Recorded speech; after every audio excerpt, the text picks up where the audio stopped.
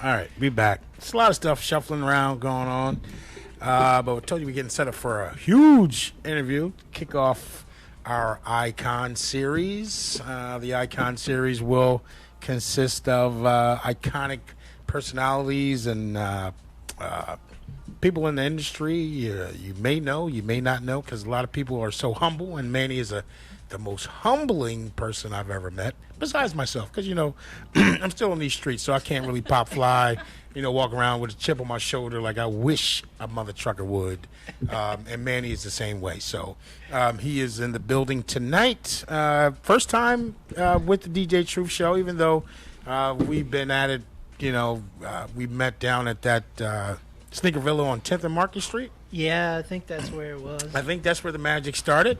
I was like, that guy is something special. Let me get him up in my booth up here and talk to him. And that has transformed into over 10 years of making it happen on these streets, making it rumble. So, Manny, I know, is this one of the first interviews on the radio? Because I know you rather listen to it than to be on it. Yeah, it's one of my first interviews. One of the first. Wow. Not the first person we've broken in here on these microphones.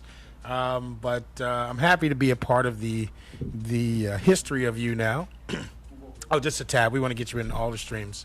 And then we got to get Tosh in. A little bit closer to the mic. And is that comfortable for you? That's good? You can hear yourself? Okay. You okay? He said, okay. All right. Check 1, 2. Check 1, 2. How many checks you got this week? 1, 2. Oh, that's what it sounds like. So, Manny, tell the folks, give them a little, the elevator pitch. We meet you on the streets or in the studio, and the first thing they say is, well, who is Manny Marzolino? I'm just a cool cat from Brooklyn. We know that, man. Chill. Yes, he's cool. Humble, laid back. Mm-hmm. I love to create art. Mm-hmm. To me, art is life. Life is art. I started at the age of 4 on the beaches of Coney Island. My father was playing congas one day, and I decided to, wet the ocean. Wet the sand with the ocean there. Oh, you peed in the ocean? No, I didn't pee in the no, ocean there. No, I just took sticks and started doing these little scribbles in the sand, and it just elevated from there. So have you always been this talent with your hands? Because, when did you first know that, hey, this is what I'm going to do? Oh, God. I think when I was a young kid, I was always, sketching, picking up things to create with, even some food items, ketchup. Oh, ketchup inspired you. Mustard. Ketchup and mustard inspired you. So did you put the ketchup and mustard on the canvas? Did you use that as paint? No, actually it was the kitchen table. Kitchen table. Okay. Kitchen table. All right. So, from the mustard and the ketchup, then you sort of take your work into, were you ever trained? Did you ever go to school, art school or anything like that? I went to art school when I was in high school, but no form of training. I started with just chalk, in front of my brownstone in Brooklyn, and then from there, I picked up my first can of spray paint, and it was love at first. It was love at first spray, man. It was the adrenaline rush, was just fuel injected into my veins because I was a bounced around orphan. And the only way I could express myself was through paint and art. So that's how it all began, really. So what was some of your first creations? Was it on canvas? Was it I'm going to sound like I know about art and all this stuff, but this is really just what I've learned from you in the last few days. Well, let me explain something to you. Okay, now we're in the day of internet and high tech stuff. So back in the day, nobody really knew anybody until you bumped into somebody. You know what I'm saying? Or you didn't know who was writing or who was bombing out there, or what line they were tagging on, or what they were doing.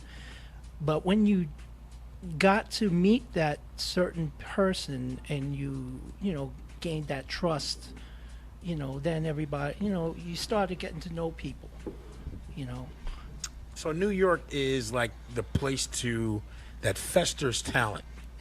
Sometimes it's good, sometimes it's bad. But coming from Brooklyn, the major borough in the city, being around, I'm pretty sure, at that point you could have run into anyone from Nas to Jay-Z to Basquiat. Is that from what I hear? Yeah. Okay. Yeah. What was that like? Running, knowing it was kind of cool back in the day. It was a very underground scene. So Soho Village, that type of art scene was very eclectic. It was free. We were different. We were like the odd people. We weren't wannabes. We were just being ourselves, but then we found out that people started wanting to be like us, and it's like, wow, this is crazy. So were you a part of that? You grew up in like the 60s, 70s? Yes. And at that time, there was a huge epidemic of bombing trains in New York. Yes. To get your point across? Yes. In fact, I just came from Tough City. Shout out to Tough City. Shout out to all my New York writers. The list is so long. I it would take hours to to shout them out. But I met some really cool pioneers, like that really got up and really was out there doing it. Much love to Lava. Taki, Cornbread from Philly. I got to shout out to Cornbread because Cornbread is not only my friend, he's like a brother to me. So he's taught me a lot and showed me a lot about what the Philly graph was. And I've met some cats that have showed me what the New York graph was, but it was different styles. The 70s style was more, just very free flowing. Get up, get out. Bomb that train, and that's it. It wasn't like about the 80s where you had all the colors and all the the wild style and all of the mixture of that that nature. But I love the pioneers, and I met a lot of them at Tough City, and I embraced them, and they're such humble cats. Nice. What's I can only imagine bombing a train in New York circa 1970, 75, 76, and seeing your art travel across the boroughs. What feeling could you describe that or compare that to? I would say sex, man. Sex. Like a real freaking orgasm, man. Nice. Just to go up there, and just to see that train rocking, but a lot of times we are blinded, you know what I mean? We're doing this stuff at nighttime. And a lot of cats are like, yeah, I don't know you. You don't know me because I was underground completely, and I let my art speak for itself, the way I structure my letters and, but when you're in there, it's like, it's dark. You're going through sewers. You're going through a lot to get to that. Everybody sees the final production of what's going on, like a lot of these pioneers, that have done these trains, you know what I'm saying? Like Dondi and Scene and Futura, and the list goes on and on, Mad Love to Cope too, he's been there, he's done it. A lot of people have really gone out there and risked their lives and limb. Yeah, I was about to say, I was driving in Philly earlier today, and I looked up at a bridge overpass that was probably about 15 stories high, and there was a tag, and I'm like, heaven spot. That's called a heaven spot. How in the hell did they get up there to tag that? Ingenuity, man. I used to have hooks and grappling stuff, and 2x4s, and because I came from New York to Philly, so in the 80s I kind of was still doing it. In fact, I got into a fight when I came here, in Overbrook. I was in Overbrook, and I got into a fight with this cocky kid, and he was a terrific artist.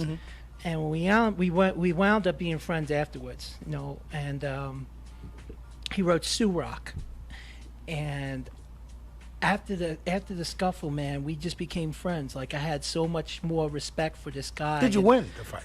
That's what the streets want to know. Yeah, we scuffled. It wasn't a real, you know, it wasn't really Nobody bloody, battered. No, it Hospital, wasn't 911. No, none of that whatsoever. Bunch of phones coming up. Everybody Snapchatting you. No, none of those existed back then. Oh wow. None of those existed. You back mean then. there was no Instagram back then? No Instagram, nothing like that, you know.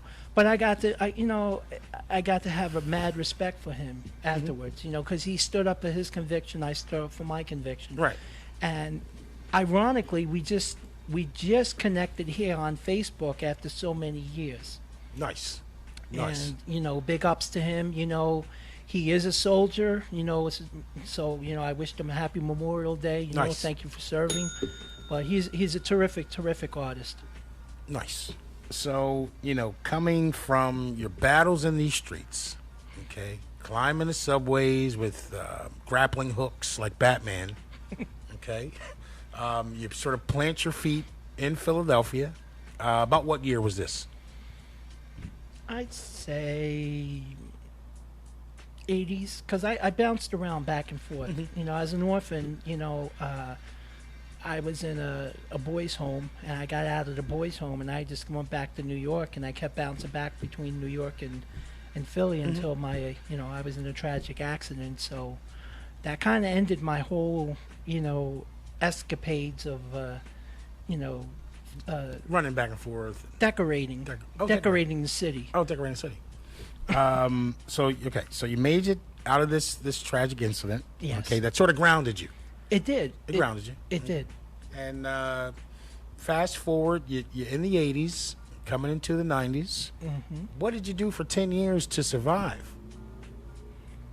How did you survive? Now, you're a new face in the Philly area. Now, Philly and New York are like cousins, so there's a lot of opportunity for you to get back and do what you do best and what you love to do. So who were one of the first people inspirational to you to get it moving in Philadelphia? Can you remember back then? So many people. I want to, again, I mentioned Sue Rock, Espo. You know, a lot of these cats I looked up to, Mike Makosa, Mac One. Big ups to DJ Lazy K, one of the murder mommies.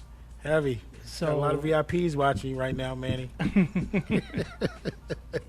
And Nice Town, Car Shine Mobile Detailing. My man Tyrone just checked in. So you're in the 80s, okay? You're getting your feet wet. I guess you're about maybe 15, 16, 17, not 20 yet? No, I was older than that. Older than that? Yeah, I'm 54. Oh, wow. Okay, you're a good young man. Yeah, okay, thank you. You're aging very well. Yeah, I'm okay. You're like one of us. Black don't crack. Okay, so I'm assuming you got a little Negro in you.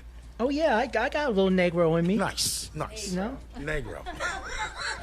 I'm Sicilian Cuban Negro. Oh, yes, you're definitely one of us.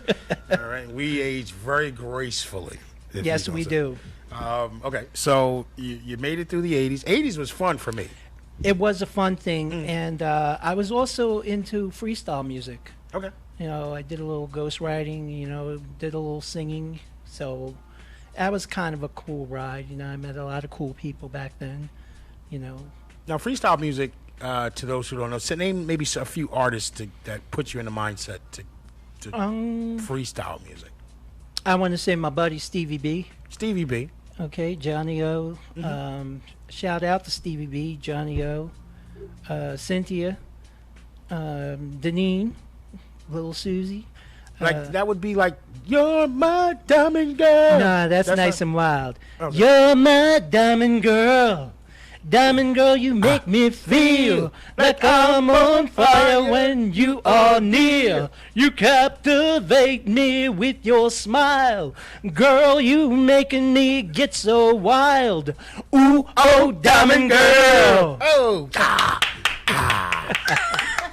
all right, there we go. Yeah, that's a group called Nice and Wild. Classic. All Oh right. yeah, I still got a little magic in me. He's got some vocals there. You know, I'm not a singer, but I'm not scared to get on stage and just sing. Let's just say it runs in the blood. It does. It does. Okay, so we made it through the freestyle era. Yeah. Yeah. A lot of tight pants, colors. Oh my goodness, I owned so many Cavaricci suits. I loved my Cavaricci. I had a gray Cavaricci suit, a black Cavaricci suit, a white Cavaricci suit, and you had to wear the espadrilles with the Cavariccis. And this is about the time the Gilbert Gertrail shirts were coming out, right, Tosh? Yeah. The Gilbert Gertrails. Yeah. I mean, and you know, Philly Club back in the day, that was like it was amazing. I mean, we had, you know, Club Egypt, 8th Floor, Quovanas, in Wildwood. You know, there was so many different clubs, and it was all this whole freestyle genre. You know, And some of the DJs, like I know we talked about Robbie Tronco. oh yeah, I got to shout out to my Tronco. brother Robbie Tronco. Yes, Yeah, yes, one of the still doing figures- this thing. Yeah, one of the figures I used to listen to when I was a kid, and they would be like, I remember DC Todd would be hosting parties down on Delaware Avenue, and at home listening, he would be like, coming up on the 2s and the 3s and the 4s and I'm thinking in my head that there were like 25 different DJ turntables set up at this club. I had to be there. All right, and DJs like Robbie Tronco, DJ Ran, and all these top DJs are there. And on the 1s and 2s, and then at a certain point, Robbie Tronco's coming up on the 6 and the 8s. And I said, you know what? I want in. I need in. And that's my venture into the world, just listening to these great DJs playing this super hype music, which the clubs today will never match what we did in the 80s and the 90s. Absolutely not. Absolutely not. To go to a club, Tasha, I had my birthday party at the B-Side Complex, formerly the Bamboo Bar, formerly whatever the hell it was called. And I felt so detached from this event. Maybe because I was the oldest person in the room. I was probably about 34 at the time. And nobody's dancing, okay? Everybody's on their phone. They're Snapchatting. The girls are dancing with the girls. I don't know if they were gay or they're just close friends. The guys were looking at the girls dance with the girls, but they're at the bars smoking hookah with each other, okay? There's no interaction. There's no fun. The host is saying stuff like, all you bitches, get your fucking hands up in the air. I'm thinking the cops are coming in, okay? I left my own birthday party an hour in. I had one drink. Young lady bumped into me, and she said, do you want to dance? I said no, and I left. In my head, I was so disgusted by this night. I just walked out. That's why That's no fun. I love that kind of music. And, you know, if you want to catch Robbie Tronco, he's always at D'Angelo's on Friday nights. Nice. And I go there and I listen to him and I listen to his. You got to see him work and hear the music, how he does it. It's just so amazing, you know. And he's still doing it. And he's doing it the same way he did it back then. You know, nothing's changed. Nothing's It's changed. just so much better, Just you know. Music that gets your body moving. That's right. DJ And- Lazy K would understand that. Who else just checked in? Executive Chef Paul just checked in. All right. Okay, so we're moving through the clubs, through the Yeah. tight pants phase, Yeah. and now I cannot forget Pulsations. and pulsations. If anybody ever have been to Pulsations, then you had a treat because that club was amazing. Yep. So you had to be around, mid '90s, and you had to be of age, about 18, to really have taken grasp to that. My favorite club in the '90s was Club Gotham and Oh, Club yeah. and Club Vegas. My friend Nunzio was the owner. Nice. Yes. I'll probably talk to him. Nunzio Tur. From the Northeast. My whole thing in getting into the industry, I had to have meetings. So I would go to the club, and I wanted to know who the manager was so I could set up a meeting. Yeah. I didn't know what I was meeting with them about, but I know I had to have a meeting. If you watch Night at the Roxbury, my life is Night at the Roxbury. We got to get to the club. Me and DJ Drew, we're going to set up a meeting, and we're going to see if we can get a night in the club. And it got to a point where I was getting nights in the club. I had my invites. I had 50 VIPs. I was so stuck in these clubs. I had, when they give you like takeaway trays with your food, I was getting china and dishes, and they would say, "Just bring it back on Tuesday, Tone or Truuf. Bring it back Thursday when you come back." Wow. All right, so yeah, it's a fun time. All right, so we get through the club phase, and now we got to put some money back in the bank because we spent a lot of money. Yeah. Okay, you take your art and you start putting it in the hands of consumers. Yes. Okay, so you start working with some of the big brands. You start to immortalize your art on T-shirts. Yes. On T-shirts. How did that feel to be able to walk around and see folks with your brand, your art on a T-shirt? It felt really good. It felt really good. It felt good to be a part of a creative team of artists, because I wouldn't say singularity. I mean, I am a Mesquite artist. I did work for Mesquite, but there was a collective of artists, of beautiful artists, creative souls that were just fantastic. And to have all of these artists in that one room creating and feeling that energy and that vibration, it was so uplifting. So you guys all worked in a big room, an Yes. artsy kind of room with paint, big desks, and you're putting your creativity to the canvas. At what point do you say, "I'm done. Ching! This is going on the shirt. Now we're going to do it. This is it. I'm done." Were you in charge of that, or No. did someone come in the room and say, I'm going to tell you who, like the guy from what's the show? Next Runway. He comes in. He says, "No, girls, that's not going to go." Rick the Runway. Rip the Runway. No, it wasn't nothing Nothing like that. Okay. No. When I worked there, there was a gentleman by the name of Raheem Johnson, who was a terrific artist, is a terrific artist. He was the overseer, basically, of us artists. He would go around, and if this is okay, fix that, fix this, fix that. It had to go through him and get the approval before it went to production. Okay. And I'm going to give a shout out to him. Shout out to King Saladin. King Saladin. He is going around doing this thing right now. Google him, YouTube him, whatever platform you have. Twitter or Facebook or Instagram. Terrific artist. He followed his dream.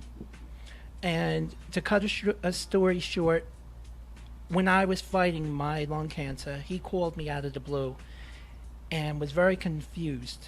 And he was like, "I don't know what I want to do. Should I take this plane? Should I meet these people?" I talked with him for about an hour, and I said, "Brother, I believe in you. You get on that plane and you follow your dream." And he did. And I have much love for this artist, and he is a terrific artist, and he's just going to go around the world doing what he loves to do. Nice.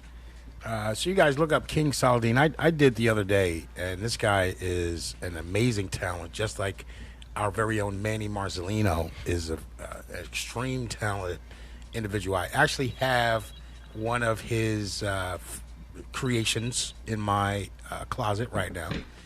He has since blessed me with another of the another in the collection, which is I hope this, even if it's not a one of one, just say it's a one of one. It is a one of one. It is a one of That is all. Everything that you see here is all hand painted. There is no silk screen involved.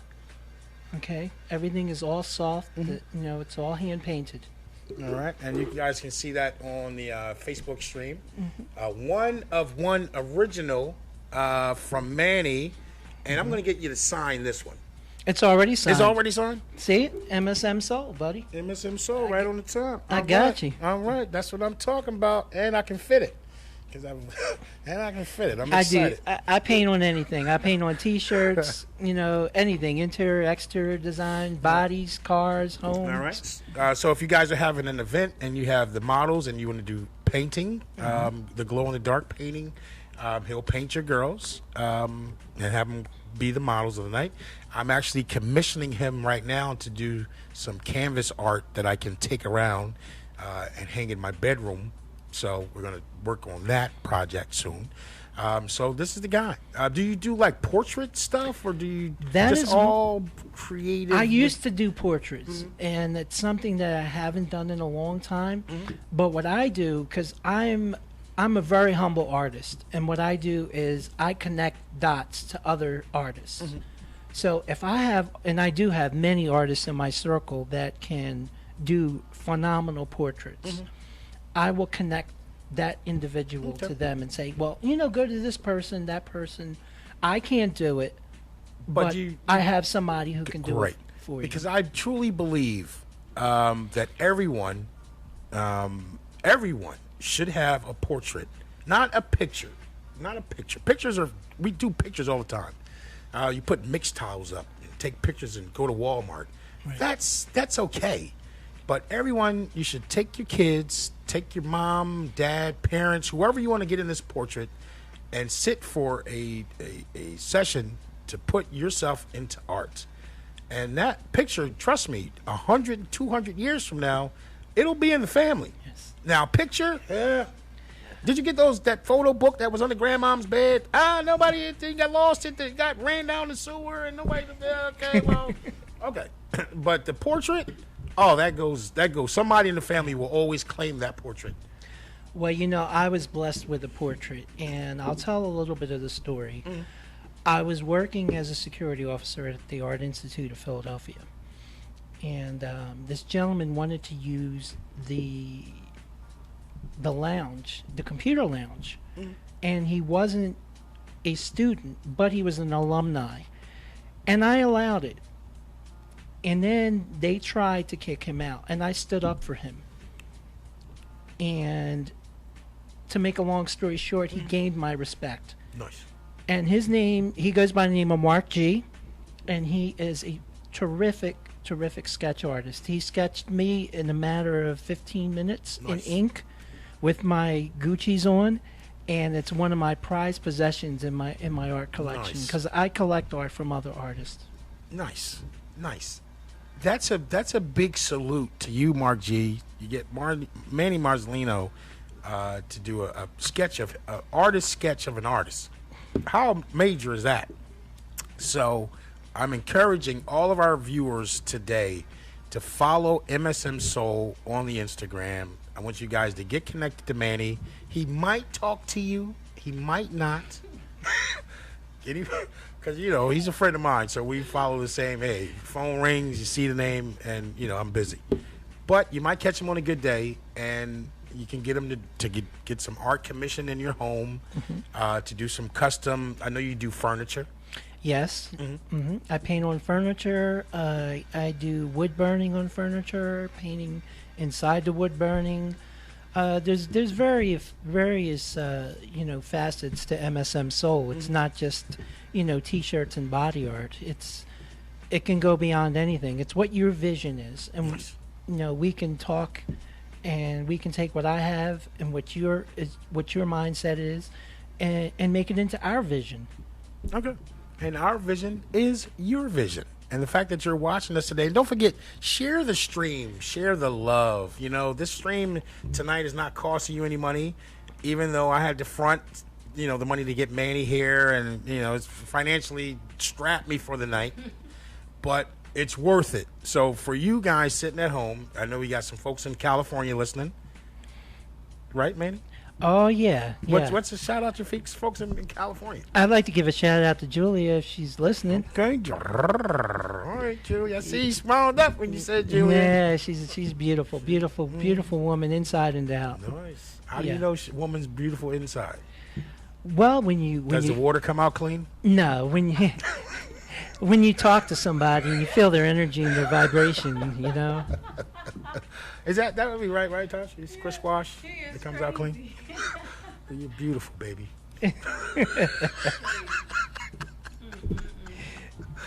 Keep it up, Truuf. I'm about to get the baby powder out. I'm trying to keep this interview. You don't want the pimp smack now. Yeah, I'm trying to, sometimes I want to be on my best behavior tonight.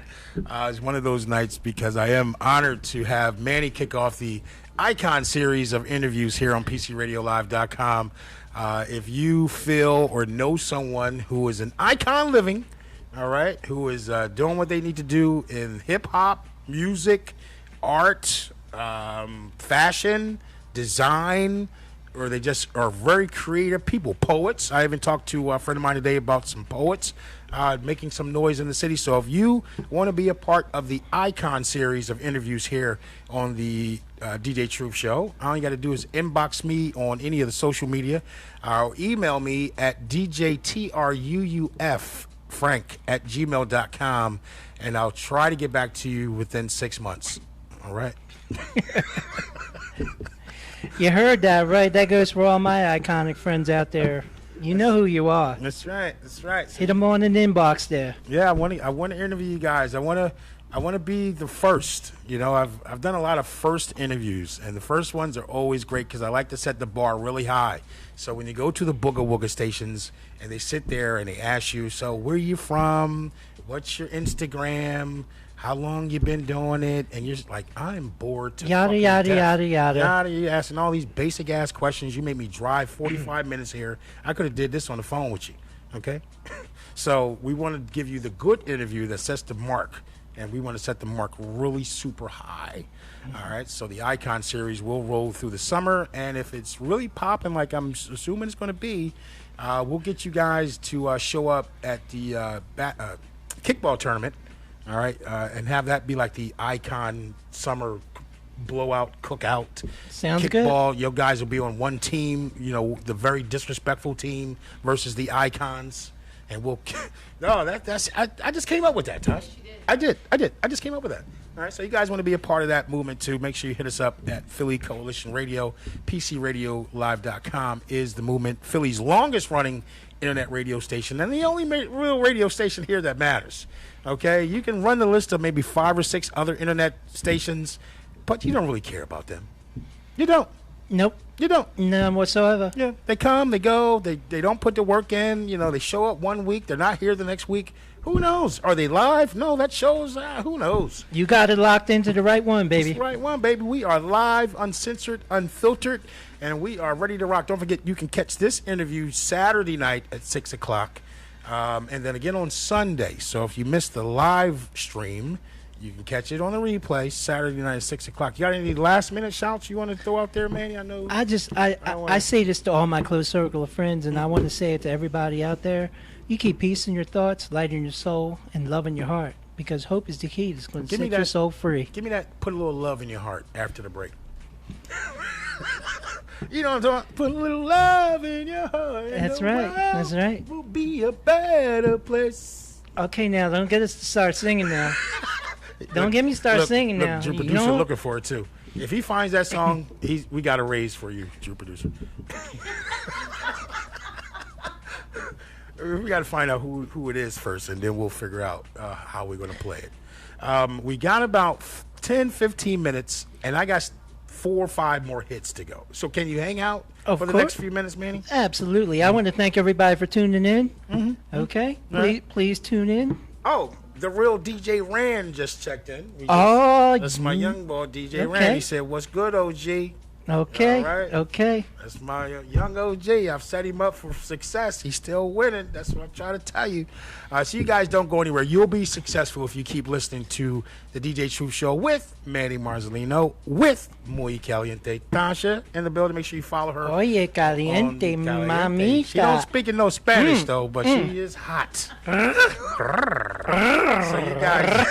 you guys don't go nowhere. We'll be right here. And that's the truth. Let's go.